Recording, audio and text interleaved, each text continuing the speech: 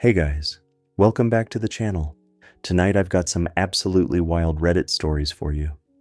Alright, let's jump into the first story. So this whole mess started about 6 months ago, when my fiancée Emma and I decided to get a dog together. We'd been together for 3 years, living together for 1, and we both agreed that adopting a dog would be a great step before marriage. We went to the shelter, and that's where I met Duke, a 4-year-old German Shepherd mix who'd been returned twice. He was calm, well-behaved, and the shelter staff said he just needed a patient owner. I fell in love with him immediately. Emma seemed fine with Duke at first. She'd pet him, take photos with him, post them online. But within 2 weeks, things started changing. She complained that Duke shed too much. Then it was that he took up too much space on the couch. Then he was too needy because he followed me around. I tried to accommodate her concerns. I vacuumed daily, bought lint rollers in bulk, made sure Duke had his own bed, but nothing was ever enough. About 3 months in, Emma started making comments about how we rushed into this, and how maybe Duke isn't the right fit. I told her we made a commitment, and Duke was part of our family now. She dropped it for a while, or so I thought. Then one day, I came home from work early because I wasn't feeling well. Duke wasn't there.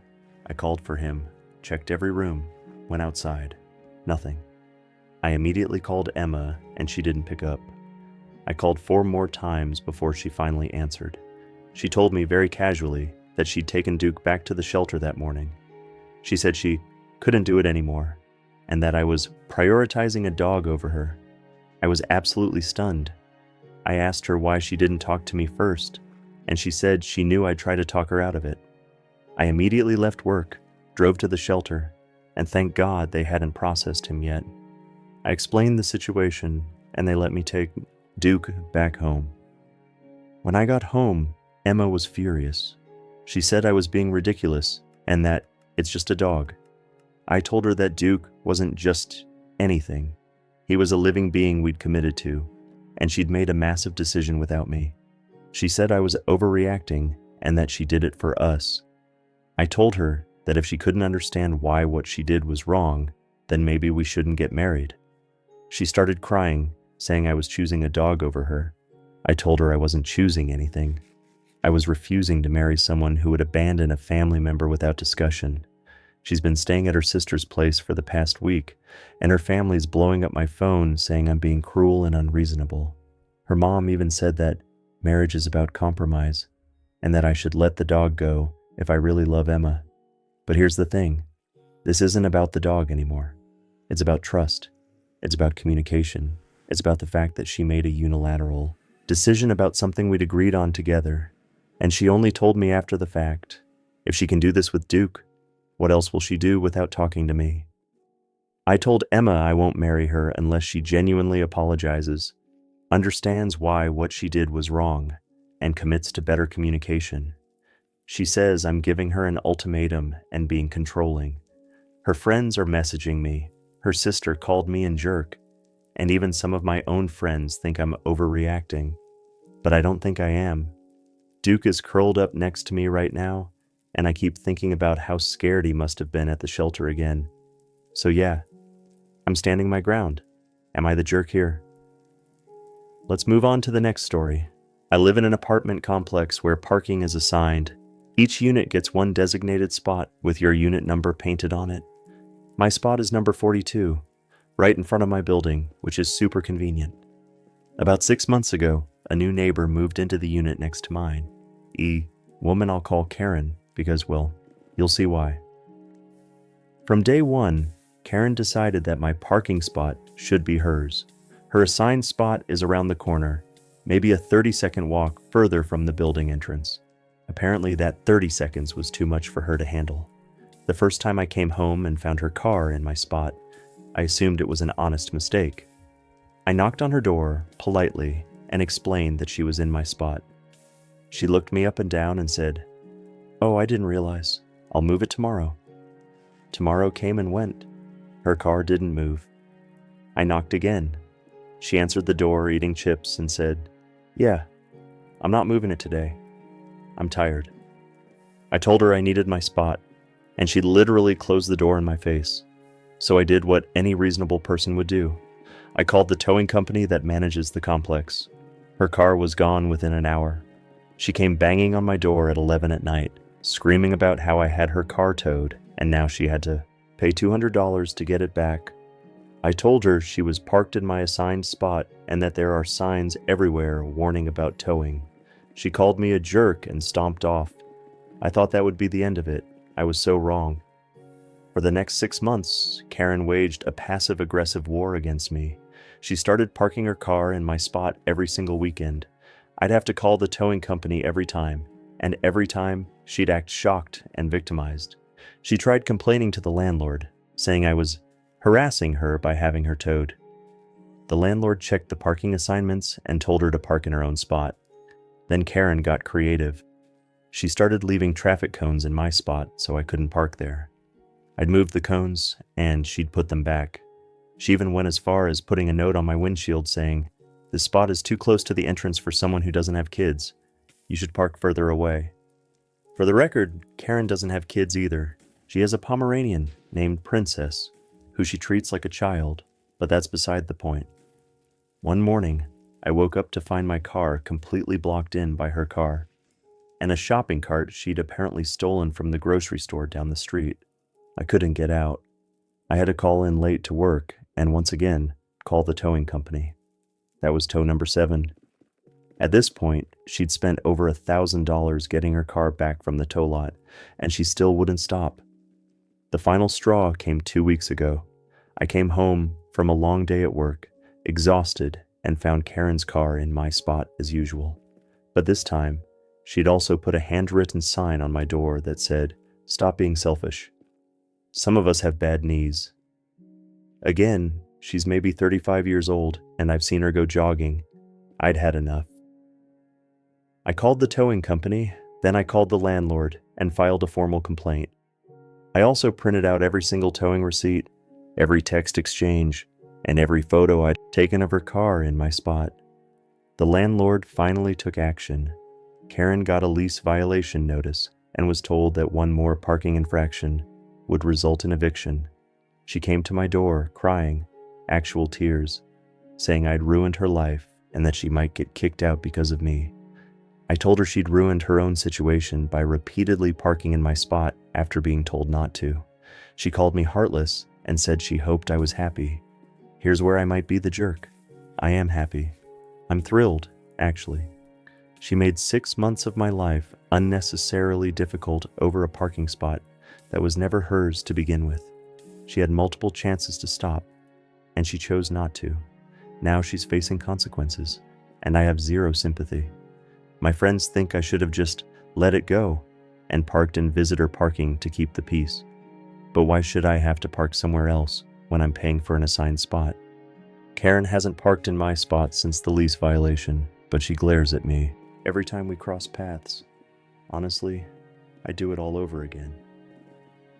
That parking spot is mine, and I defended it like it was my kingdom. Let's get into the next story. My sister Rachel got married last month, and I'm officially the family villain. But let me explain what actually happened, because the version everyone else is telling is nowhere close to the truth. Rachel is 5 years older than me, and growing up, she was the golden child. I was always the screw-up, at least according to our parents. Rachel could do no wrong, and I could do no right. When Rachel got engaged to her boyfriend Tom 2 years ago, our whole family was excited. Tom seemed like a great guy, polite, successful, involved in the community. I liked him fine. Rachel asked me to be a bridesmaid, and I said yes, because, despite our rocky relationship, she's still my sister. The wedding planning was intense. Rachel is the type of person who needs everything to be perfect, and I mean everything. The flowers had to be a specific shade of blush pink. The napkins had to be folded in a specific way. She had a meltdown because the calligrapher spelled a guest's name with 1 N instead of 2. About 4 months before the wedding, I was at Rachel's apartment helping her address invitations. Tom wasn't home. He was supposedly at a work event. Rachel went to take a shower, and her phone kept buzzing on the table. I wasn't trying to snoop, but the screen lit up, and I saw a text preview from a contact saved as Jen. The message said, "I miss you. Can't wait for this weekend." I didn't think much of it at first. Maybe Jen was a friend or a coworker. But then another text came through. Does she suspect anything? My stomach dropped. I know I shouldn't have, but I picked up Rachel's phone and opened the messages. I didn't need the password because her phone was already unlocked. What I found made me feel sick. Tom had been texting this woman Jen for at least 6 months. The messages were flirty, intimate, and made it very clear they were having an affair. There were discussions about meeting up at hotels, complaints about how Rachel was exhausting with the wedding planning, and even messages about how Tom was only going through with the marriage because it's too late to back out now. I took screenshots and sent them to myself. Then I put Rachel's phone back exactly where it was and sat there in complete shock. When Rachel came out of the shower, I told her I wasn't feeling well and left. I spent the next 3 days agonizing over what to do. Do I tell her? Do I confront Tom? Do I stay out of it? I talked to my best friend, who said I had to tell Rachel. I talked to my boyfriend, who said I should confront Tom first. I decided to tell Rachel. I went to her place when I knew Tom wouldn't be there and showed her the screenshots. She stared at her phone for what felt like forever, then looked at me and said, "Where did you get these?" I explained that I'd seen the messages on her phone and that I was sorry for invading her privacy, but I thought she needed to know. She didn't say anything for a long time. Then she said, "Get out." I tried to talk to her, but she wouldn't listen. She told me I was jealous of her happiness and that I'd probably faked the screenshots. I was stunned. I told her to check her own phone to look at the messages herself. She said she would, and then she asked me to leave again. I left, thinking she'd at least verify what I told her. She did. She confronted Tom, and he admitted to everything. But instead of calling off the wedding, Rachel decided to forgive him. She said it was a mistake, and that they'd worked through it. She also decided that I was the villain for going through her phone and trying to ruin her relationship. She uninvited me from the wedding entirely. I was hurt, but I figured she'd come around eventually. The wedding happened as planned. I didn't attend. 2 weeks after the wedding, Rachel called me crying. Turns out, Tom never ended things with Jen. He'd continued the affair right up through the wedding, and apparently Jen showed up at their honeymoon resort. Rachel finally left him, and now she's in the process of getting the marriage annulled. And somehow, this is still my fault. According to Rachel and our parents, I ruined her wedding by telling her about the affair in the first place. They say, if I just minded my own business, she would have had her perfect day and figured things out later. Our mom actually said to me, "You couldn't just let her have her moment, could you?" I'm furious. I told Rachel the truth because I loved her and didn't want her to marry someone who was cheating on her. She chose to go through with it anyway, and now she's dealing with the consequences. But apparently, I'm the bad guy for not letting her marry a cheater in peace. Our relationship is completely destroyed, and I don't know if it'll ever recover. But I don't regret telling her. She deserved to know. Let's dive into the next story. I work in a pretty standard corporate office. Cubicles, fluorescent lights, the whole depressing setup. There's about 30 of us on my floor, and we all share a small break room with one microwave, one fridge, and a coffee maker that's probably older than I am. Now, there's this unspoken rule that everyone knows. You don't microwave fish in the office. It's common courtesy. Fish smells linger, people complain, and it's just generally considered a violation of workplace peace. Enter Derek. Derek started working here about 8 months ago, and from day one, he made it clear he didn't care about anyone else's comfort. He'd take personal calls on speakerphone in his cubicle. He'd clip his nails at his desk. He'd eat tuna salad with his mouth open during meetings. But his most offensive habit was microwaving fish. Not just any fish, the smelliest fish imaginable. Mackerel, sardines, some kind of fermented fish dish his girlfriend made. The break room would smell like a harbor for hours afterward. People complained to him directly. Our supervisor sent out a passive-aggressive email about being mindful of strong food odors. Someone even printed out a sign that said, "Please no fish in the microwave," and taped it above the microwave. Derek ignored all of it. He'd smirk, shrug, and say things like, "It's a free country," or "Don't yuck my yum." He was insufferable. This went on for months. The break room became a place people actively avoided between 11:30 and 1. You could smell Derek's lunch from down the hallway. Some people started eating at their desks, or going out for lunch just to escape it. But nobody wanted to make a big deal out of it because, technically, Derek wasn't breaking any official rules. He was just being an inconsiderate jerk. Then one day, about 3 weeks ago, I had a brilliant, or possibly stupid idea. I'd been grocery shopping the night before and bought this whole mackerel from an Asian market. I was planning to cook it for dinner, but it was sitting in my fridge at work because I'd brought it in by mistake with my lunch bag. I looked at that fish, thought about Derek, and decided to fight fire with fire. The next day, I brought in the mackerel. I waited until Derek had microwaved his lunch, some kind of fish curry that made everyone gag. Then, right after him, I put my whole mackerel in the microwave and set it for 6 minutes. The smell was apocalyptic. It was like every fish in the ocean had died simultaneously in that break room. People were evacuating. Someone opened all the windows. Janet from accounting dry heaved. Derek came storming back into the break room and yelled, "Who microwaved fish?" I was standing there, calm as could be, and said, "I did. Is that a problem?" He started going off about how disgusting it was and how inconsiderate I was being. I just stared at him and said, "Huh, weird. You microwave fish every single day and nobody's allowed to complain. But when I do it once, suddenly it's a problem." The entire break room went silent. You could have heard a pin drop. Derek's face turned red and he stammered something about how his fish wasn't that bad. I said, "Derek, your fish smells like a dumpster behind a sushi restaurant in July. We've all been too polite to say anything, but if you can microwave fish every day, then so can I." Other people started chiming in. Janet said, "Yeah, Derek, your lunches have been making us all miserable for months." Michael from IT said, "I've been eating lunch in my car because of you." Even our supervisor, who had been standing in the doorway, said, "Derek, maybe it's time to find some alternative lunch options." Derek was humiliated. He grabbed his food and left. For the next few days, he brought sandwiches. Then, he started going out for lunch. He hasn't microwaved fish since. The break room is pleasant again. People are actually using it.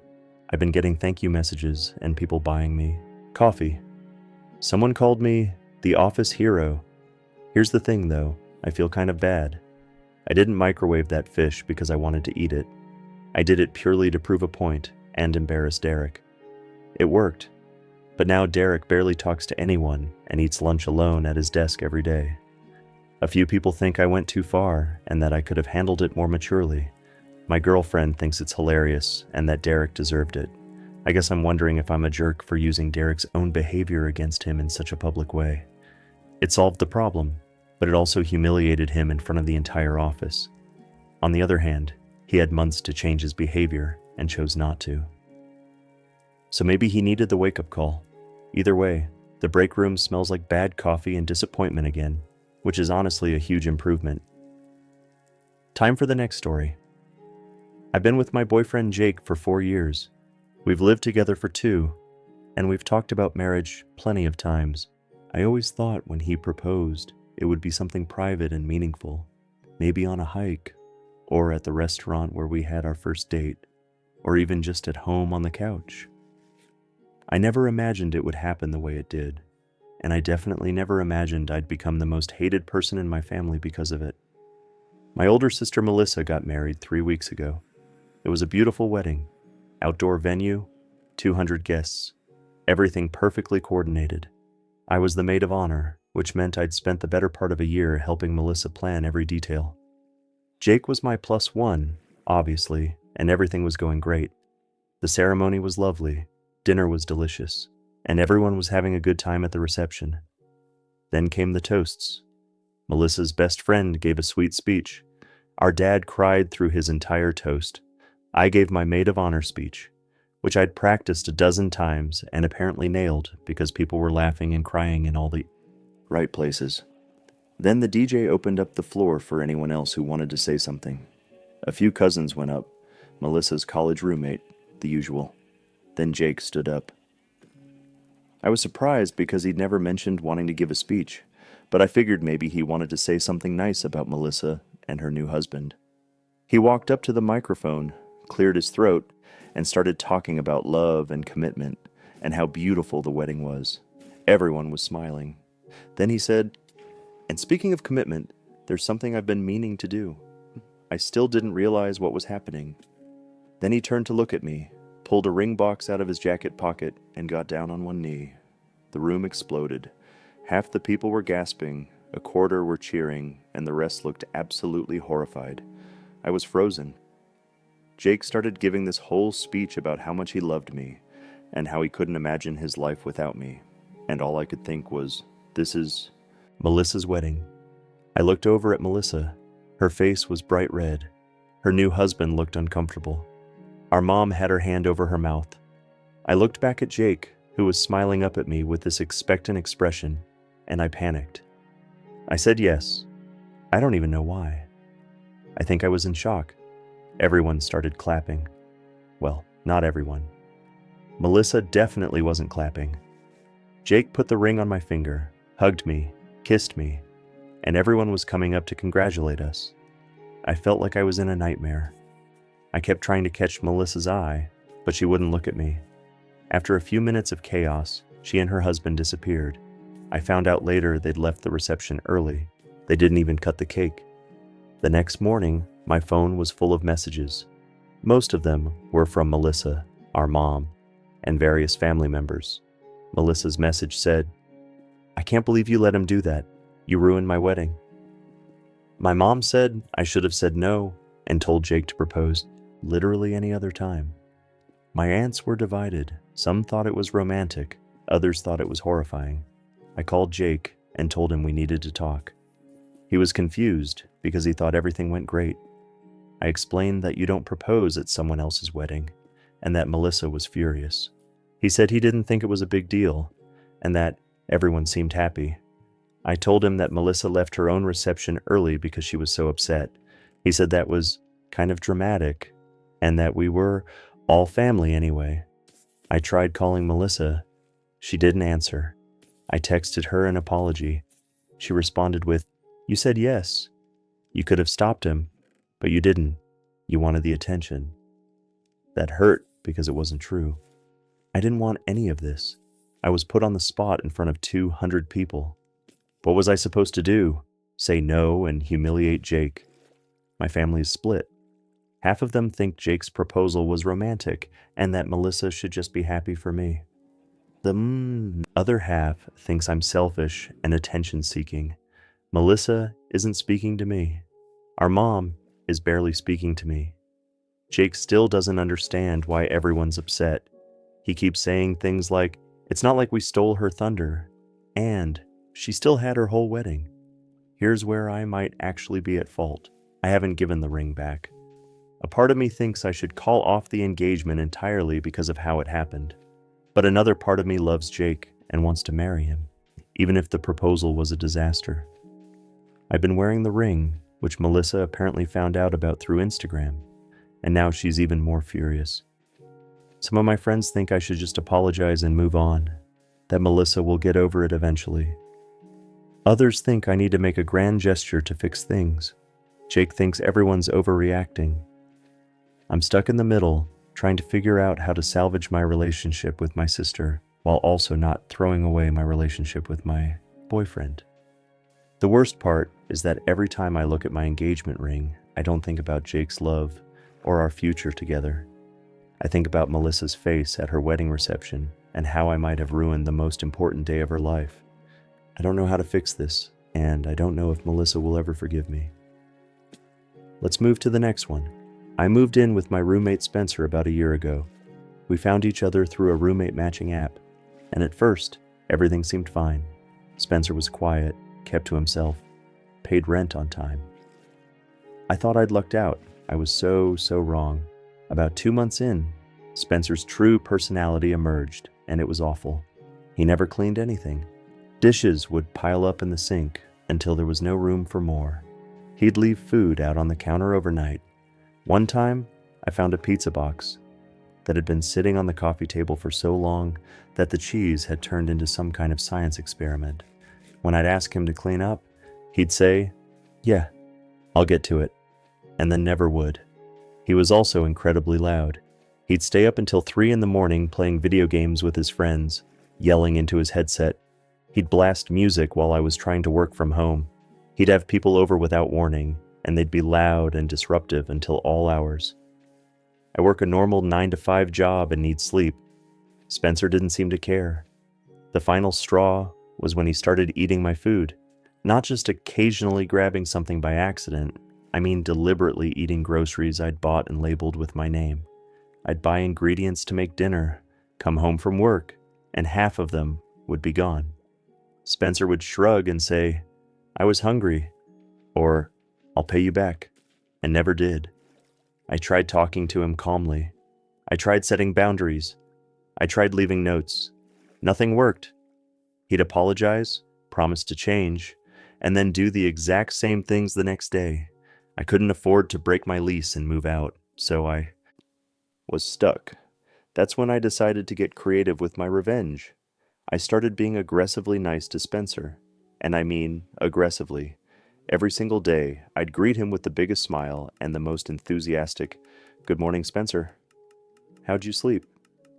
He'd grunt or ignore me, and I'd just keep smiling. If he left dishes in the sink, I'd wash them myself, and then cheerfully tell him, "I took care of those dishes for you. No problem at all." When he'd play video games loudly at night, I'd knock on his door with a plate of cookies I'd baked and say, "Hey, I made these for you. I know you're up late gaming, so I thought you might want a snack." He'd take the cookies looking confused, and I'd keep doing it. Every single night. If he ate my food, I'd immediately replace it and leave him a note saying, "I noticed you enjoyed the pasta I bought.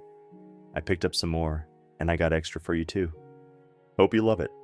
I'd buy double of everything and label half of it for Spencer with little smiley faces.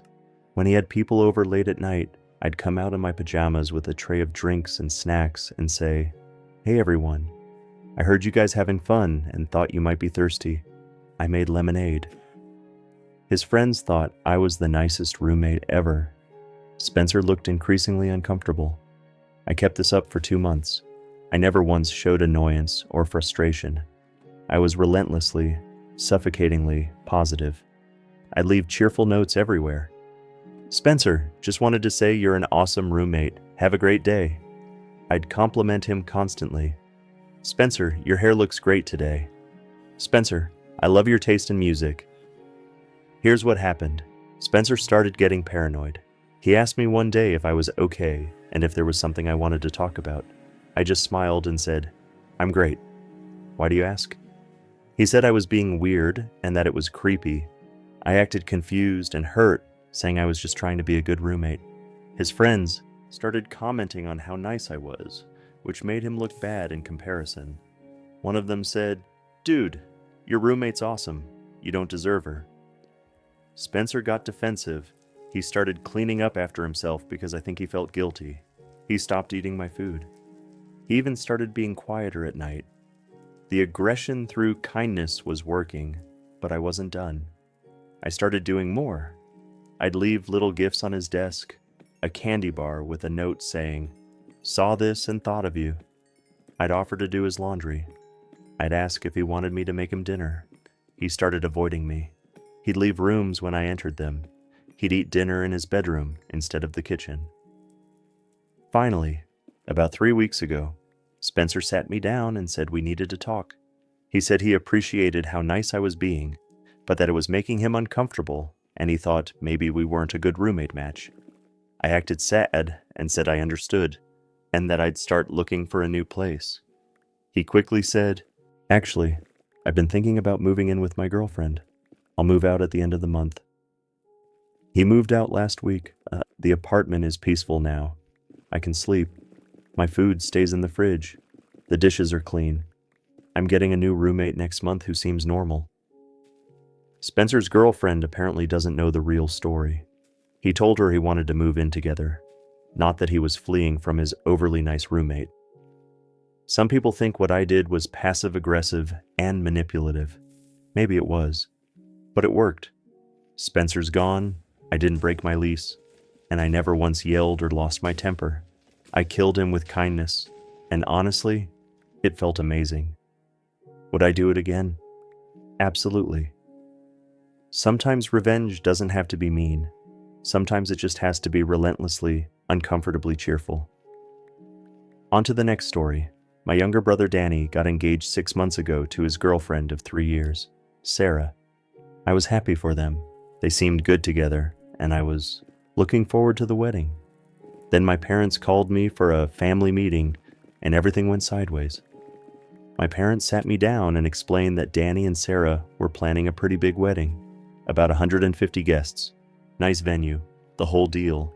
They estimated the cost at around $40,000. Then my dad said, "We'd like you to contribute." I thought he meant like chip in for a gift or help pay for part of the rehearsal dinner. Nope. He meant they wanted me to pay for half the wedding. $20,000. I laughed because I thought he was joking. He wasn't joking. My mom explained that when I got married 5 years ago, our parents paid for most of my wedding. It cost about $30,000, and they covered $25,000 of it. Therefore, they felt it was only fair that I help pay for Danny's wedding since they'd helped pay for mine. I was stunned. I told them that when they paid for my wedding, that was a gift. I didn't ask them to do it. They offered. They said it was tradition and they wanted to help. I never agreed to some kind of family payment plan where I'd owe them back or pay it forward. My dad said that's how families work and that I should be happy to help my brother. I said no. I told them $20,000 is a lot of money and that I have my own financial obligations, a mortgage, student loans, savings goals. I don't have $20,000 just sitting around. My mom said I could take out a loan or set up a payment plan. I said absolutely not. Danny's wedding is not my financial responsibility. Things got heated. My dad accused me of being selfish. My mom said I was abandoning family. Danny, who had been sitting there quietly, finally spoke up and said he understood if I couldn't afford it, but that it would mean a lot if I could help. I told him I loved him and I'd be happy to contribute something reasonable, maybe a few $1,000s as a wedding gift, but I wasn't paying for half his wedding. My parents were furious. They said if I wasn't going to help, then they'd have to cover more of the costs themselves, which wasn't fair to them. I pointed out that they don't have to pay for Danny's wedding at all. He and Sarah are both adults with jobs. They could have a smaller wedding, save up longer, or take out a loan themselves. My mom said that was cruel and that I was punishing Danny for their generosity toward me. Here's where it gets worse. My parents decided that if I wasn't contributing, they'd only contribute $10,000 instead of the $20,000 they'd originally planned. That leaves Danny and Sarah short $30,000. Danny called me upset, saying I'd put him in a terrible position and that he might have to cancel the wedding. I told him he didn't have to cancel. He could scale it down or adjust the budget. He said Sarah had her heart set on this specific venue and that I was ruining their dream wedding. Sarah's parents are also upset. Apparently my parents told them I'd refused to do my part, and now Sarah's parents feel pressured to contribute more. Sarah called me crying, saying I was being unfair and that family helps family. I told her I am helping. I'm giving them a generous wedding gift, but I'm not funding their entire wedding. My extended family has gotten involved. Some relatives think I'm being reasonable. Others think I'm being selfish and that I owe Danny since our parents helped me. My aunt sent me a long text about how family is supposed to support each other and how disappointed she is in me. My cousin said, I'm literally ruining Danny's life over money. My husband supports my decision. He thinks my parents are being manipulative and that their logic makes no sense. My best friend agrees. But I'm starting to feel guilty. Danny's my little brother, and I don't want him to resent me forever. At the same time, $20,000 is an insane amount of money to demand from someone without warning. Danny and Sarah have started posting passive-aggressive things on social media about fake family and people who turn their backs on you. I know it's about me. My mom calls me every few days trying to guilt me into changing my mind. My dad hasn't spoken to me in weeks. I offered a compromise. I'd contribute $5,000, which is more than I can comfortably afford, but I wanted to show I care. My parents said $5,000 isn't enough, and that I'm insulting Danny with such a small amount. Danny said he appreciated the offer, but that it doesn't really help, given the shortfall they're facing. So now I'm standing firm at $5,000. They're all mad at me, and the wedding is in chaos. Part of me wonders if I should just take out a loan and pay the $20,000 to keep the peace. But another part of me knows that's insane, and that I'm not responsible for funding my brother's wedding just because my parents paid for mine. I didn't ask them to pay for my wedding, and I never agreed to pass that debt along to my siblings. I don't know what to do. My family's divided, Danny and Sarah are stressed, and I'm the villain. But I keep coming back to the same question. Why is their dream wedding my financial burden? Let's get into the next story. I've worked at my company for 3 years, and for the past 6 months, I've been dealing with a lunch thief. It started small. A yogurt would go missing here, a granola bar there. I thought maybe I was misremembering what I'd brought. Then, entire lunches started disappearing. I'd pack a nice salad or pasta, put it in the communal fridge with my name clearly labeled, and by lunchtime, it would be gone. This happened at least twice a week. I'd end up having to order takeout or go hungry. I complained to HR, who sent out a general email about respecting others' property, but it didn't stop. I started asking around to see if anyone else was experiencing the same thing. Turns out I wasn't alone.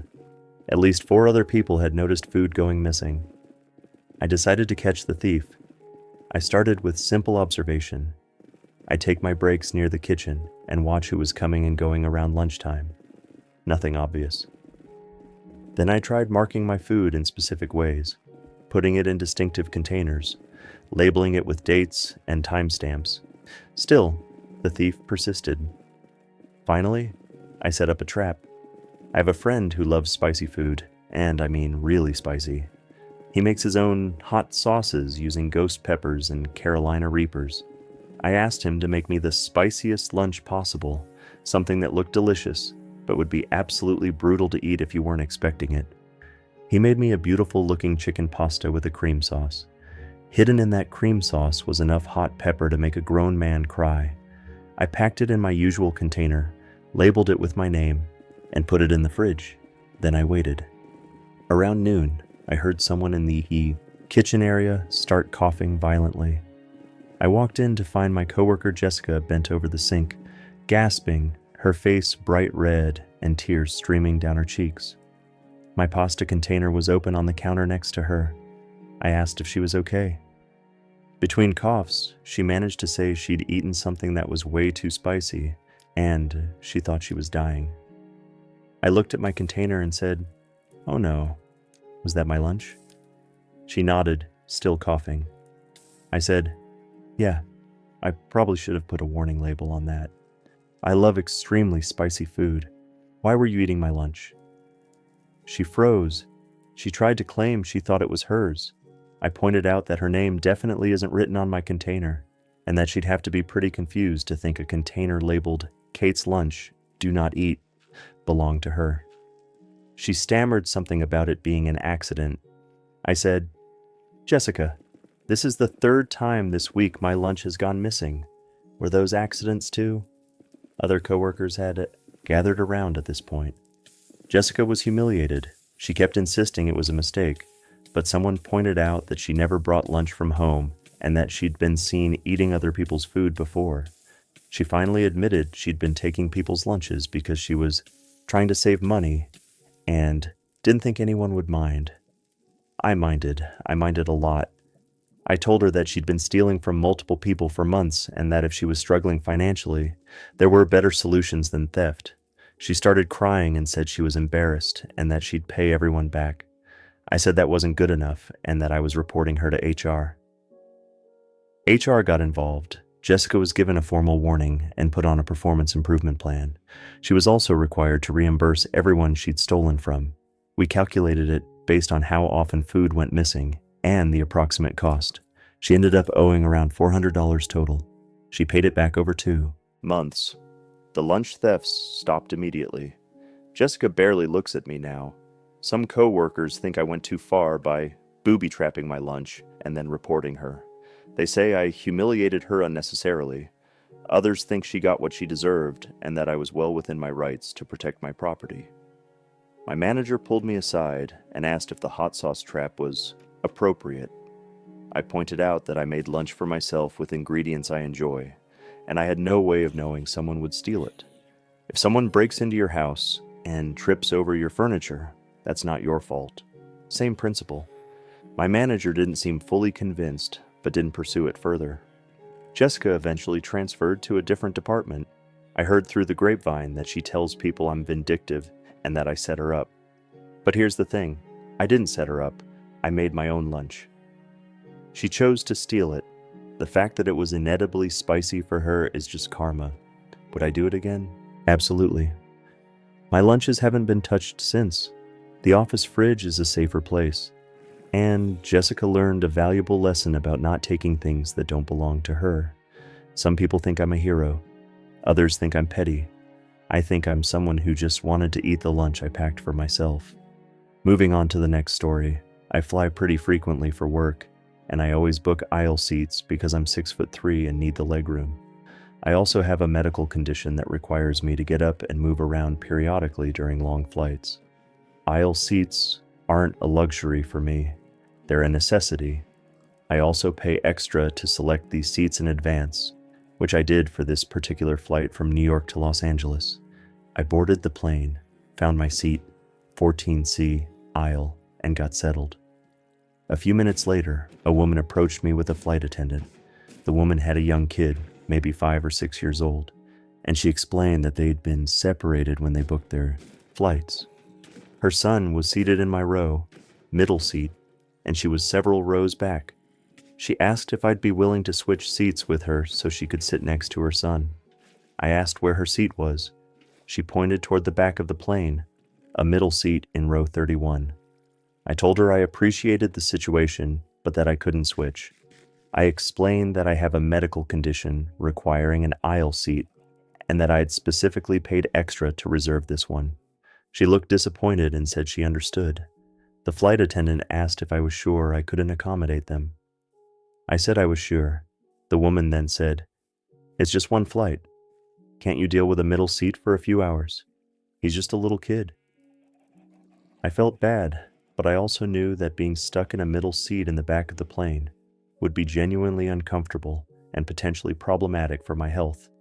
I said I was sorry, but that I needed to keep my seat. The woman got frustrated. She said I was being selfish, and that any decent person would switch so a mother could sit with her young child. Other passengers were starting to watch. I felt my face get hot, but I stood my ground. I said, "I understand this is difficult, but I paid for this seat and I need it for medical reasons. I'm not trying to be difficult." The flight attendant tried to find another solution. She asked if anyone else in the surrounding area would be willing to switch. A guy a few rows up offered to trade with the woman, but his seat was also a middle seat and still not next to her kid. Eventually, they worked it out. Someone else agreed to move, and the mother and son ended up sitting together, just not in my row. But here's where it gets worse. For the entire flight, the woman glared at me every time she walked past to use the bathroom. When we landed, she made a point of saying loudly to her son, "Some people only care about themselves, honey. That's why we always have to be kind." It was clearly directed at me. I felt terrible. I know sitting apart from your kid on a flight is stressful. I know she was just trying to be a good mom. But I also know that I have legitimate reasons for needing an aisle seat, and I don't think I should have to sacrifice my health and comfort because of someone else's booking error. I told this story to my friends later, and they're divided. Some say I did the right thing and that my needs matter too. Others say I should have just sucked it up for a few hours because it was a kid involved. My sister said I was technically right, but morally wrong, whatever that means. The thing that bothers me most is the judgment. The woman didn't know anything about my medical situation. She didn't ask why I needed the aisle seat. She just assumed I was being difficult. And maybe from her perspective I was. But from my perspective, I was protecting my health and standing up for something I paid for and needed. I keep replaying it in my head. Could I have explained better? Should I have offered to help find another solution more actively? Or was I right to simply say no and stick with it? I don't know. All I know is that I made it to Los Angeles without a medical issue, but I felt like a villain the entire time. Flying is already stressful enough without strangers demanding you give up the seat you reserved, but when it's a mom and a little kid, suddenly you're the bad guy if you say no. I wish the airline had done a better job accommodating them in the first place, so I didn't have to be put in that position. Let's move to the next one. My friend Jenna and I have known each other since college. We've been close for over a decade. We've been through breakups, job changes, family drama, all of it. So when Jenna invited me to a girls' night at her place, I didn't think twice about saying yes. I should have thought twice. I showed up at Jenna's apartment expecting wine, snacks, and maybe some trashy reality TV. Instead, I walked into what was very clearly an MLM recruitment party. There were about 15 women there, all sitting in Jenna's living room, and at the front of the room was a flip chart with a presentation about financial freedom and being your own boss. Jenna greeted me with a huge hug and immediately tried to hand me a folder full of information about some health and wellness company I'd never heard of. She said she was so excited to share this amazing opportunity with me. My heart sank. Jenna had joined an MLM. For those who don't know, MLM stands for multi-level marketing, which is basically a pyramid scheme with better branding. You sell products, but you also recruit other people to sell products under you, and you make money off their sales. The problem is that most people who join MLMs lose money. The only ones who profit are the people at the very top of the pyramid. I sat down, feeling uncomfortable. Jenna started her presentation talking about how this company had changed her life and how she'd made so much money in just a few months. She showed charts and graphs about potential earnings. She talked about luxury cars and free trips and financial independence. It was textbook MLM propaganda. Then she started going around the room, asking each of us to share what our dream life looked like and how much money we'd need to achieve it. When it was my turn, I said, "Jenna, can I talk to you in the kitchen for a second?" She looked annoyed, but agreed. In the kitchen, I asked her straight up, "Is this an MLM?" She got defensive immediately. She said it wasn't a pyramid scheme. It was a legitimate business opportunity. I said, "Jenna, I love you, but MLMs are notorious for taking advantage of people. Most participants lose money. I don't want to see you get hurt, and I definitely don't want to be recruited into something like this." She said I was being negative and unsupportive. She said she'd done her research and this was different. I asked her how much money she'd actually made. She hesitated, then said she'd made about $2,000.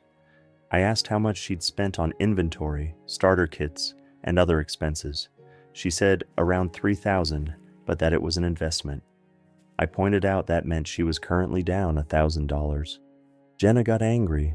She said I was trying to sabotage her success and that I was jealous.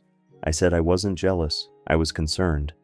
She told me that if I wasn't interested in supporting her, I could leave. So I did. But as I was leaving, I stopped in the living room and said to the group, "Before anyone signs up for this, please Google the name of the company, plus the words MLM scam. Do your research. These schemes prey on people, and most participants lose money." The room went silent. Jenna shouted at me to get out. I left. Later that night, I got a long, angry text from Jenna saying I'd humiliated her in front of potential recruits, and that I'd ruined everything. She said I'd cost her money and that our friendship was over. Over the next few days, I got messages from 3 of the women who'd been at the party. They thanked me for speaking up. They said they'd done the research and decided not to join. One of them said she'd almost signed up on the spot and was grateful I'd stopped her. That made me feel better, but I still felt terrible about the way things had gone down with Jenna. A few weeks later, I ran into a mutual friend who told me Jenna had quit the MLM. Apparently, she'd realized she was losing money and couldn't keep up with the pressure to recruit. She tried to return her inventory, but could only get back a fraction of what she'd paid. She'd lost over $2,000 total. I reached out to Jenna to see if she was okay. She didn't respond. Months went by. Finally, about 6 weeks ago, she texted me saying she wanted to talk. We met for coffee, and she apologized. She said she'd been embarrassed and defensive, and that I'd been right about the MLM. She said she wished she'd listened to me from the beginning instead of getting sucked in. I apologized too for the way I'd handled things at the party. I said I could have been more tactful and that I shouldn't have called her out in front of everyone. She said she understood why I did it and that I'd actually helped some of those women avoid making the same mistake she did. We're rebuilding our friendship now, but it's been slow. She's embarrassed about the whole thing and doesn't like talking about it. I don't bring it up.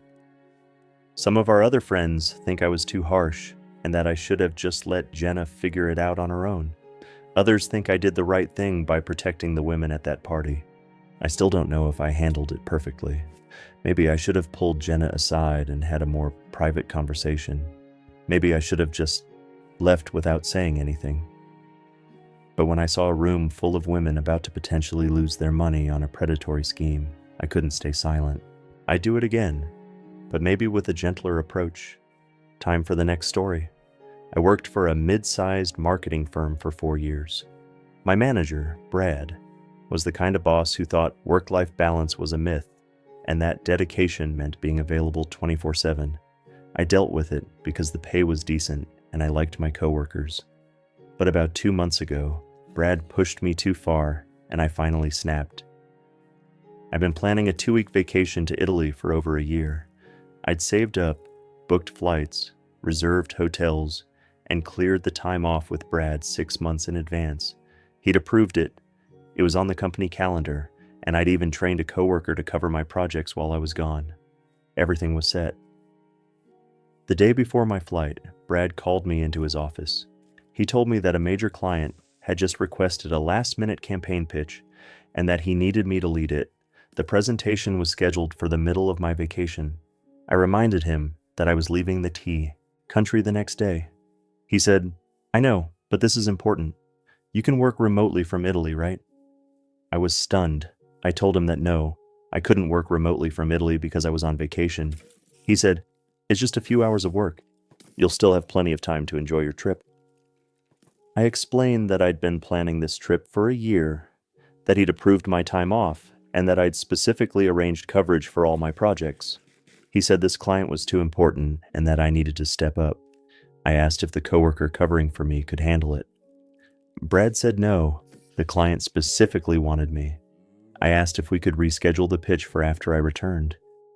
Brad said the client's timeline was firm. I said, "Brad, I'm not working during my vacation. You approved this time off. You need to find another solution." He got angry. He said that being a team player sometimes meant making sacrifices.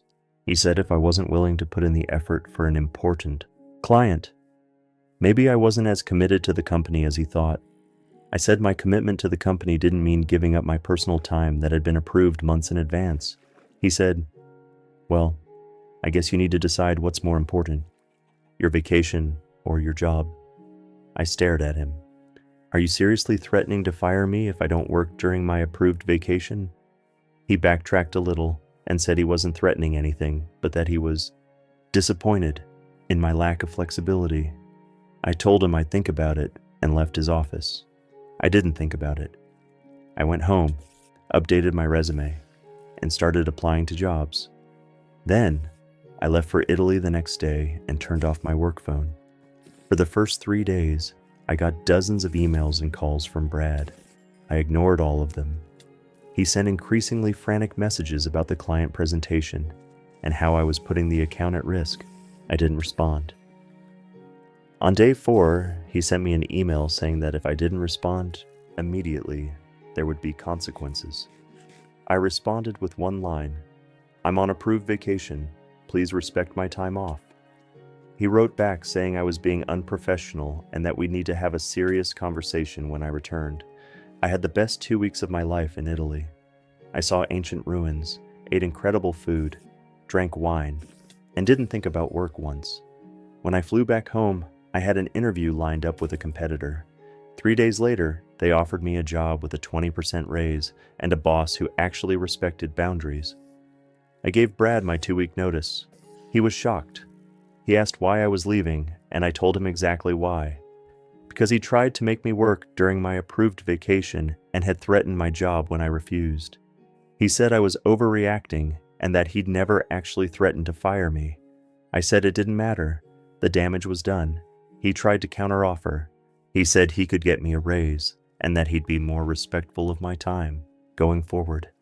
I said no thanks. For those 2 weeks, he was overly nice to me, probably trying to get me to stay. It didn't work. On my last day, I handed over my projects, said goodbye to my coworkers, and walked out. My new job is amazing. My boss explicitly told me during the interview that when I'm on vacation, I'm unreachable, and that's how it should be. I've been here for 6 weeks, and I'm so much happier. Meanwhile, I heard through former coworkers that Brad ended up losing that client anyway because he assigned the pitch to someone who wasn't prepared. Karma. Some people think I overreacted and that I should have just done a few hours of work to keep the peace. But I don't think respecting approved time off is an overreaction. I think it's a boundary everyone should have. Brad learned a lesson about what happens when you push good employees too far, and I learned that there are companies out there that actually value work-life balance. Let's get into the next story. My cousin Trevor has always been a bit of a hustler. He's the guy who's always got a new business idea or a guaranteed investment opportunity. Most of his schemes fizzle out quickly, and the family has learned to just nod and smile when he talks about his latest venture. But about 8 months ago, Trevor started something that really bothered me. He created a charity. Well, he called it a charity. It was supposedly raising money to build wells in Africa and provide clean drinking water to villages. He set up a website, created social media pages, and started asking for donations. He posted photos of African children next to dirty water sources and wrote emotional captions about how every dollar counts and together we can make a difference. At first, I thought maybe Trevor had genuinely found a cause he cared about. Then, I started noticing some red flags. The photos he was posting were stock images. I reverse image searched them and found them on free photo websites. The updates about wells being built were vague and never included any actual proof or documentation. When people asked for specifics about where the wells were being built, Trevor would give vague answers like, in rural communities, or partnering with local organizations. I asked Trevor privately about the charity. I asked which organizations he was partnering with, how much money he'd raised, and if he could show me any documentation of the wells being built. He got defensive. He said I was being negative and that I should be supporting him instead of questioning him. He said he was still working out the logistics and that he'd have more information soon. More time passed. Trevor kept posting donation requests, but never posted any proof of actual work being done. He claimed he'd raised over $15,000. I asked to see the financial records or receipts for well construction. He said he didn't have to show me anything and that I needed to trust him. I couldn't stay quiet anymore. I made a post on my own social media laying out my concerns. I didn't name Trevor directly, but I talked about the importance of researching charities before donating, how to spot potential scams, and red flags to watch for. I mentioned that I'd seen a charity claiming to build wells in Africa but couldn't provide any documentation or proof of work. My family immediately knew I was talking about Trevor. My phone exploded with messages. Trevor called me screaming, saying I'd accused him of fraud and ruined his reputation. My aunt said I was jealous of Trevor's success. My uncle said I should have talked to Trevor privately instead of airing family business. But here's the thing. I had talked to Trevor privately, multiple times. He refused to provide any evidence that the charity was legitimate, and meanwhile, people were giving him money based on his claims. I felt like I had a responsibility to warn people. A few of Trevor's donors reached out to me asking questions. I told them what I knew and suggested they request documentation of how their money was being used. Several of them did. Trevor couldn't provide any proof. They demanded refunds. Trevor said the money had already been allocated and he couldn't give refunds. That's when things got legal. One of the donors filed a complaint with the state attorney general's office. An investigation was opened. It turned out Trevor had raised about $18,000 and had spent most of it on personal expenses, rent, car payments, dinners out. He hadn't built a single will. He hadn't even made contact with any organizations in Africa. Trevor was charged with charity fraud. He ended up pleading guilty to a lesser charge and had to pay back the money he'd stolen, plus fines and legal fees. It financially destroyed him. He lost his apartment, his car, and most of his friends. Our family was humiliated, and somehow, I'm still the villain in some people's eyes. My aunt barely speaks to me. She says I destroyed Trevor's life, and that I should have kept my mouth shut. Some cousins think I was right to call him out. Others think I should have handled it within the family instead of going public. But here's my perspective. Trevor was committing fraud. He was stealing from people by pretending to run a charity. The longer it went on, the more people would have lost money. I tried to handle it privately, and he refused to be honest with me. Going public was the only way to stop him from scamming more people. Trevor's life is difficult now, but that's because of his own choices. He chose to create a fake charity. He chose to steal money from donors. He chose to lie when confronted. I didn't destroy his life. He did. I just refused to stay silent while he scammed people. My parents support me, which helps. They said they're proud of me for standing up for what's right, even when it was difficult. But family gatherings are awkward now. Trevor doesn't attend anymore, and there's this underlying tension whenever his name comes up. Would I do it again? Yes, every time.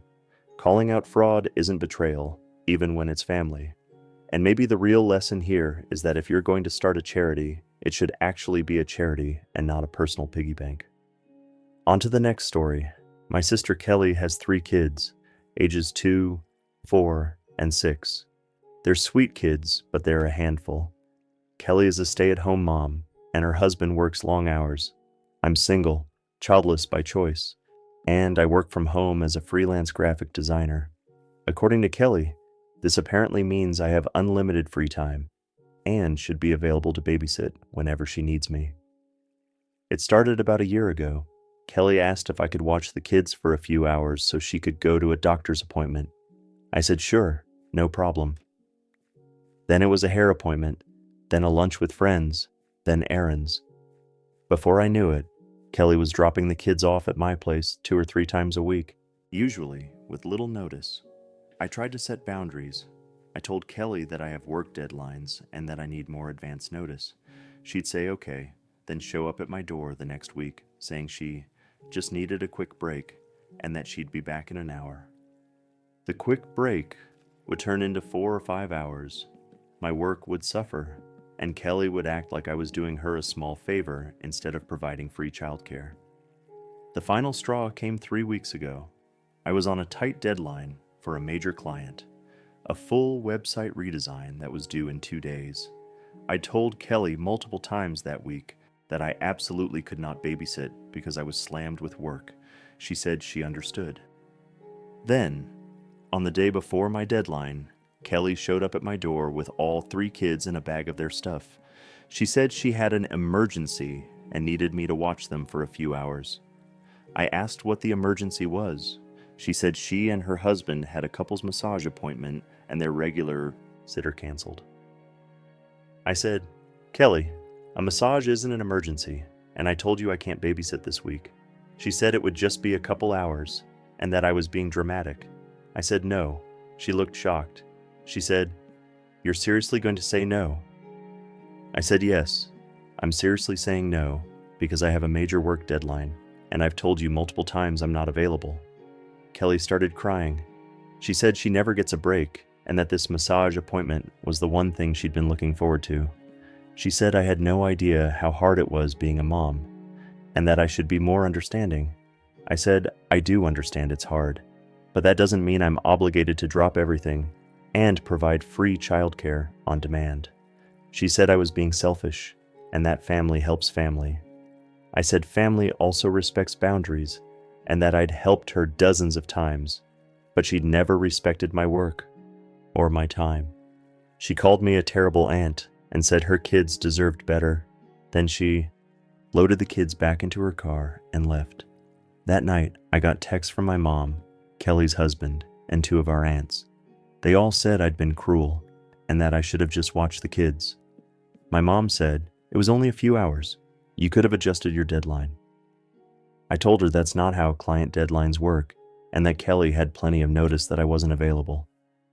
Kelly posted something passive-aggressive on Facebook about people who can't be bothered to help family and selfish aunts who prioritize work over children. I didn't respond, but I was furious. I'd provided free babysitting for a year, and the one time I said no, I was the villain. A few days later, Kelly's husband called me. He apologized for Kelly's behavior and said he understood why I'd said no. He said Kelly had been stressed and took it out on me unfairly. He asked if I'd be willing to have a conversation with Kelly to clear the air. I said I would, but that Kelly needed to respect my boundaries going forward. Kelly and I met for coffee last week. She apologized, sort of.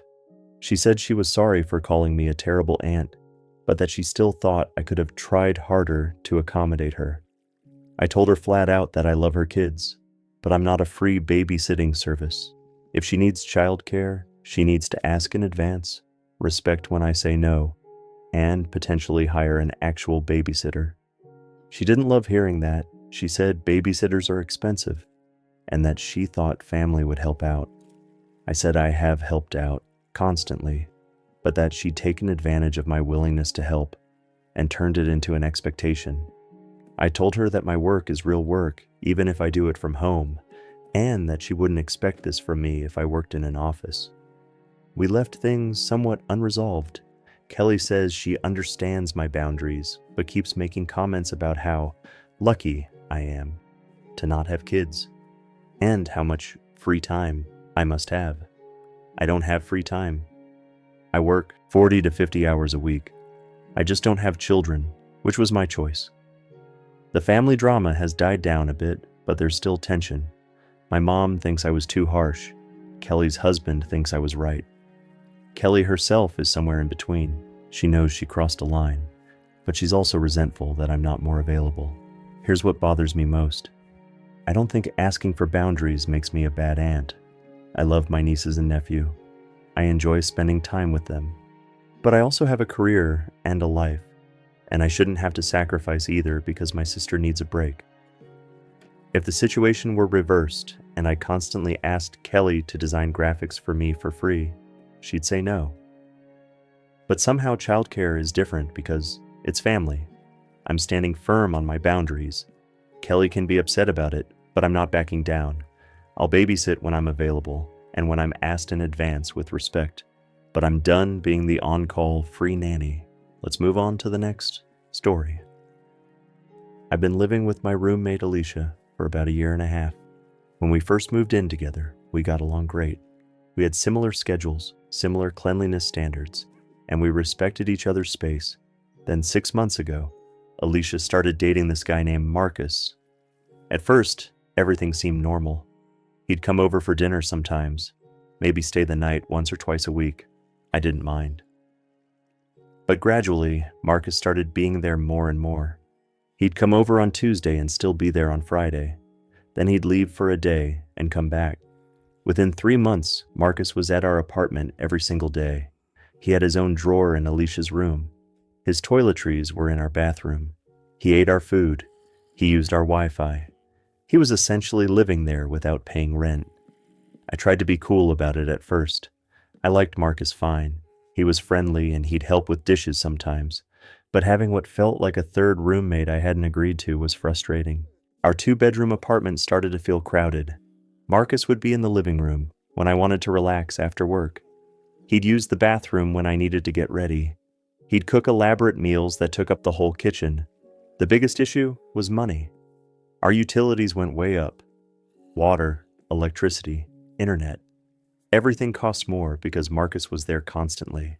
But Alicia and I were still splitting everything 50-50. I was effectively subsidizing Marcus's living expenses. I finally sat Alicia down and said, "Hey, Marcus is here a lot. Like, all the time. It's starting to feel like he lives here."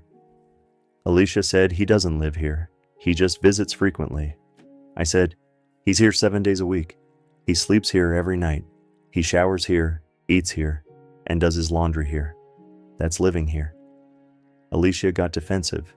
She said I was being controlling and that she should be able to have her boyfriend over.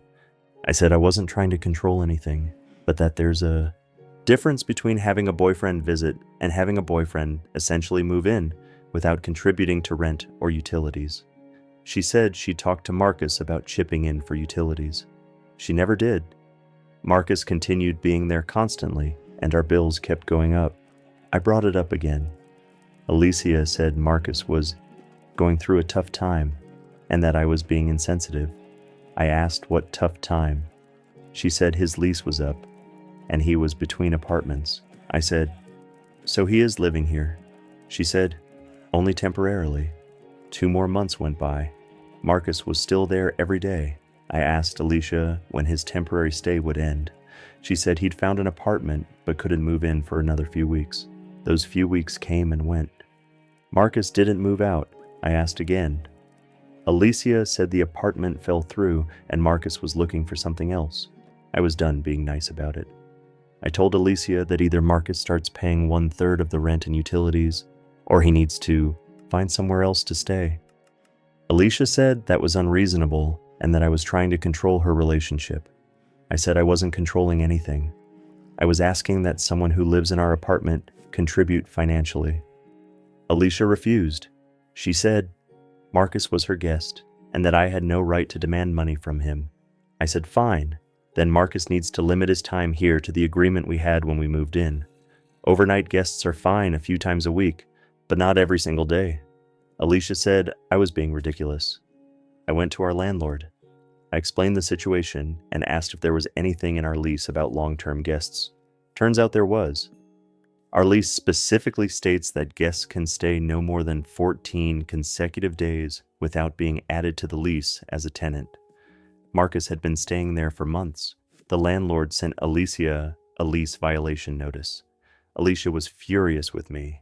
She said I'd betrayed her by going to the landlord. I said she'd left me no choice because she refused to address the situation. The landlord told Alicia that Marcus either needed to be added to the lease and start paying rent, or he needed to leave. Marcus didn't want to be added to the lease. Alicia said it was because he couldn't afford it. I said that proved my point. If he can't afford to live here, he shouldn't be living here. Marcus moved out, sort of. He officially stayed at a friend's place, but still came over to our apartment almost every day. The difference was, now he'd leave at night. It was better, but Alicia was cold to me for weeks. She said I'd humiliated her and that I didn't care about her relationship. Our lease is up in 2 months, and Alicia has already told me she's moving in with Marcus. Fine by me. I'm finding a new roommate who understands boundaries. Some mutual friends think I was too harsh and that I should have just dealt with it until the lease was up. But I don't think asking someone who essentially lives in your apartment to contribute financially is harsh. I think it's fair. Alicia and I barely talk now. She thinks I'm controlling and unreasonable. I think she took advantage of our living situation and got upset when I set boundaries. I don't regret going to the landlord. It was the only way to get Marcus out. And honestly, I'm looking forward to living with someone who respects shared space and financial agreements. Let's get into the next story. I'm an only child, and my parents are in their early 60s. They've never been great with money. My dad has worked a series of low-paying jobs throughout his life, and my mom has been a part-time substitute teacher. They've never saved for retirement. They don't have a 401k, They don't own their home. They've been renting for 30 years. I've known for a long time that their financial situation was precarious, but I didn't realize how bad it was until recently. About 2 months ago, my parents called me for a family meeting. They sat me down and explained that their landlord was selling the house they'd been renting and they couldn't afford rent in any of the other places they'd looked at. My dad's car had just died and they'd had to buy a new one, which ate through their savings. They were struggling to pay their bills, and then they dropped the bomb. They wanted to move in with me. I was blindsided. I live in a modest 2-bedroom house that I bought 3 years ago. It's my first home, and I'm proud of it. I work hard to afford it. The idea of my parents moving in had never been part of my plan. I asked how long they were thinking. A few months until they got back on their feet. My mom said, "Well, probably longer than that.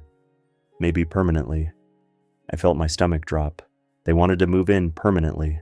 My dad said it made sense financially. They could save money on rent. I'd have help around the house, and we'd all benefit. My mom said lots of cultures have multi-generational households, and that it was a natural solution. I said I needed time to think about it. Over the next week, I agonized over the decision. On one hand, they're my parents. I love them. I don't want them to be homeless or struggling. On the other hand, I value my independence. I've worked hard to build my own life. The thought of sharing my space permanently, especially with my parents, who have very different lifestyles and habits than I do, filled me with dread. I talked to my therapist about it. She asked me some hard questions. Would my parents contribute financially? Would they respect my boundaries and rules in my own home? What would this mean for my future? Dating, potentially getting married someday, having my own family. I realized that I didn't have good answers to any of those questions. I sat my parents down and told them I couldn't let them move in permanently. I said I'd be willing to help them financially in other ways, maybe contributing to a security deposit on a more affordable place, helping with some bills for a few months, but having them live with me long-term wasn't something I could do. My dad looked devastated. My mom started crying.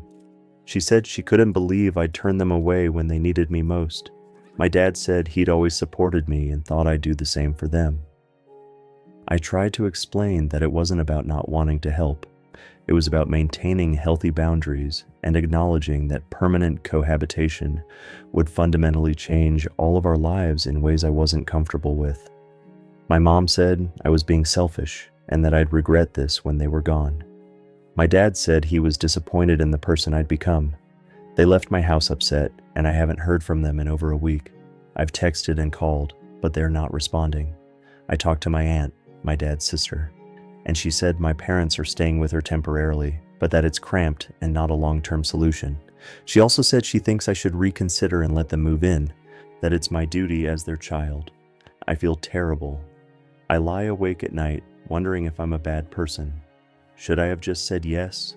Am I being selfish? But then I think about what my life would look like with my parents living with me indefinitely. I think about the lack of privacy, the constant negotiations about household decisions, the impact on any future relationships I might have.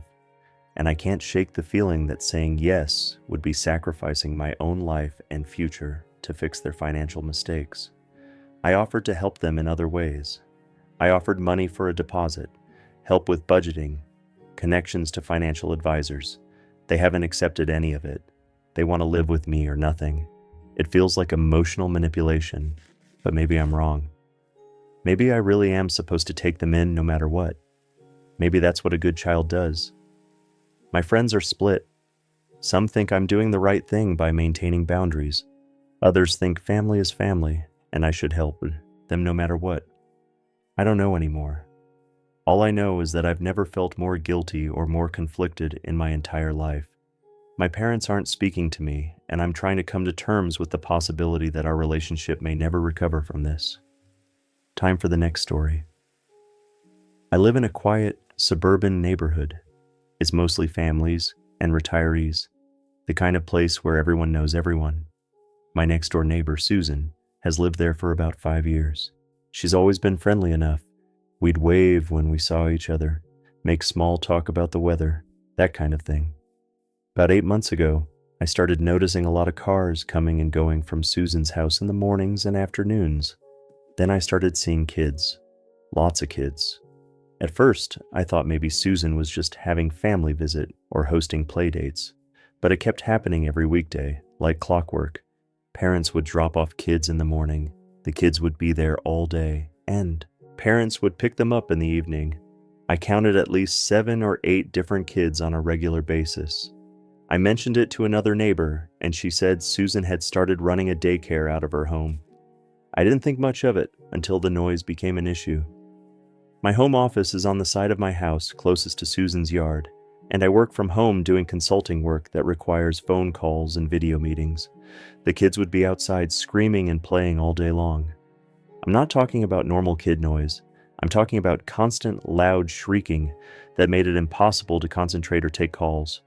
I tried to be understanding. Kids are loud. I get it. But this was every single day, for hours at a time.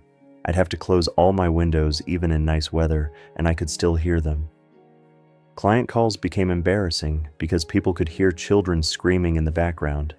I asked one client if we could reschedule because of the noise, and they made a comment about my unprofessional work environment. I decided to talk to Susan. I went over one afternoon and politely explained that I work from home, and the noise level was making it difficult to do my job. I asked if there was any way to keep the outdoor play a bit quieter or maybe limit it to certain times of day. Susan got immediately defensive. She said kids need to play outside and that I couldn't expect them to be silent. I said I wasn't expecting silence, just maybe a reasonable volume level. She said if I didn't like it, I could work somewhere else. That annoyed me, but I tried to let it go. Then I started noticing other issues. Susan's driveway was always full of cars during drop-off and pickup times, which blocked part of the street and made it difficult for other neighbors to get by. Parents would idle their cars in front of my house, sometimes for 10 or 15 minutes, while their kids slowly got out and gathered their things. The exhaust fumes would drift into my yard. There was also the issue of safety. I'd seen Susan outside with all the kids, and she was clearly outnumbered. One time, a toddler ran into the street while Susan was distracted with another child. I happened to be getting my mail and ran out to stop the kid before a car came. I brought the child back to Susan, and she thanked me but didn't seem particularly concerned. That's when I started wondering if Susan's daycare was even legal. I did some research and found out that in our state, if you're caring for more than a certain number of unrelated children, you need to be licensed. The requirements include inspections, background checks, proper adult-to-child ratios, and safety measures. I was pretty sure Susan didn't have any of that. I called the state licensing agency and reported my concerns. I explained what I'd observed, the number of children, the safety issues I'd witnessed, the lack of proper supervision. A few weeks later, an inspector showed up at Susan's house. Turns out I was right. Susan didn't have a license. She was caring for 9 kids regularly with no licensing, no inspections, no nothing. She was shut down immediately and fined. Susan figured out I was the one who reported her. She came to my door furious, yelling about how I'd ruined her business and her livelihood. She said she was just trying to make money and help families who needed affordable childcare. I said I understood that, but she needed to do it legally and safely. She called me a bunch of names and said I'd made life harder for all the families who depended on her. The neighborhood got involved. Some people supported me, saying Susan's daycare had been a nuisance and that it was good someone reported it. Others thought I was a busybody who should have minded my own business. One mom, who'd had her kid in Susan's care, confronted me at the grocery store, saying I'd forced her to find new childcare on short notice, and that it was people like me who made life impossible for working parents. I felt bad about that. I genuinely didn't want to make life harder for families who need childcare, but I also felt like I'd done the right thing. Susan was operating an unlicensed daycare with too many kids, and not enough supervision. A child had almost run into traffic. The noise was affecting my ability to work, and the street parking situation was a problem for the whole neighborhood. Susan ended up moving a few months later. I don't know if it was directly because of the daycare situation or for other reasons. Some neighbors still blame me for running her out of the neighborhood. Others think I did everyone a favor. I think I made the right call, even though it wasn't easy and even though people got hurt in the process. Safety and legal operation have to matter more than convenience, right? At least that's what I keep telling myself. Moving on to the next story. My best friend Rachel and I have been close since high school. We're talking 15 years of friendship. We've been through everything together. So when Rachel got engaged to her boyfriend Mark last year, I was thrilled for her. Mark's a good guy, steady job, treats Rachel well. They seem happy together. The wedding is planned for this summer. About 2 months ago, Rachel came to me with a confession. She cheated on Mark. It happened at a work conference. She'd had too much to drink, ended up in bed with a coworker, and immediately regretted it. She was crying, said it was the biggest mistake of her life, and that she felt horrible. I didn't know what to say. I was disappointed and shocked, but she's my best friend, so I listened. Rachel said she'd ended things with the coworker immediately, and that it would never happen again. She said she loved Mark and wanted to marry him, but she was terrified he'd call off the wedding if he found out. Then she asked me to promise I'd never tell Mark. I said I wouldn't tell him. It wasn't my place to get involved in their relationship. She seemed relieved. A few weeks later, Mark called me. He said he wanted to take me to lunch to thank me for being such a good friend to Rachel and for helping with wedding planning. We met up, and during lunch, Mark started talking about how lucky he was to have found Rachel. He said she was honest and loyal, and that he couldn't imagine his life without her. I felt sick sitting there listening to him. Then Mark said something that caught me off guard. He said, "You and Rachel tell each other everything, right?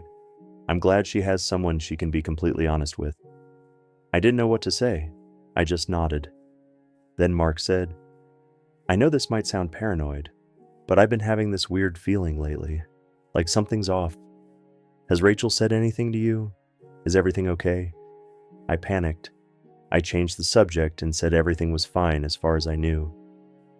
Mark seemed unconvinced but dropped it. After lunch, I called Rachel and told her about the conversation.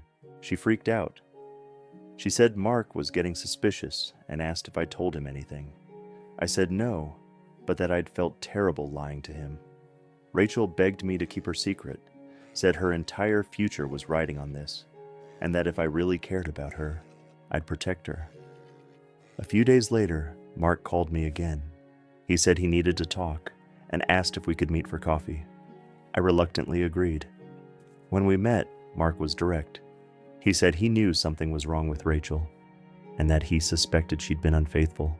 He said he'd found some messages on her phone that seemed suspicious, and his gut was telling him she'd cheated. Then he asked me straight out, "Do you know if Rachel cheated on me?" I sat there frozen. Rachel is my best friend. She'd trusted me with her secret. She'd begged me not to tell. But Mark was looking at me with these desperate, sad eyes, and I knew he deserved the truth. I also knew that if I lied and he found out later that I'd known, he'd never forgive me. And honestly, I wouldn't blame him. I told him the truth. I said yes. Rachel had told me she'd cheated and that it happened at a work conference. Mark's face fell. He asked for details, and I gave him what I knew.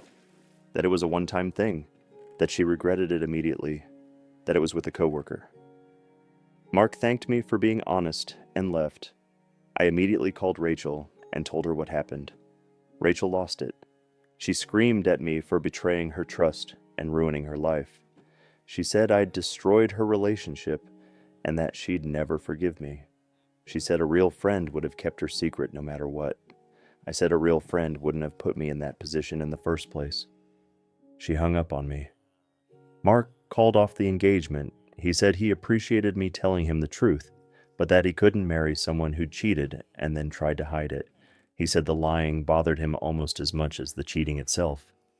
Rachel has been posting vague things on social media about betrayal and fake friends. Our mutual friends are divided. Some think I did the right thing. Others think I should have stayed out of it. Rachel and I haven't spoken in 6 weeks. I've tried reaching out, but she won't respond. I miss her. I hate that our friendship might be over. But I keep coming back to the same question. What else was I supposed to do? Lie to Mark's face? Help Rachel cover up her cheating? I couldn't do that. It felt wrong. Some people say I should have told Rachel to come clean herself and stayed out of it. Maybe they're right. But when Mark asked me directly, I couldn't lie. I thought about what I'd want if I were in his position. Would I want my partner's best friend to lie to me to protect them? No. I'd want the truth. I don't regret telling Mark. I regret that the situation happened at all. I regret that Rachel cheated. I regret that she put me in an impossible position. I regret that our friendship is probably destroyed, but I don't regret being honest when directly asked. I just hope someday Rachel understands that I was trying to do the right thing, even though it cost me one of my closest friendships. And that's it for this video. Thank you for listening.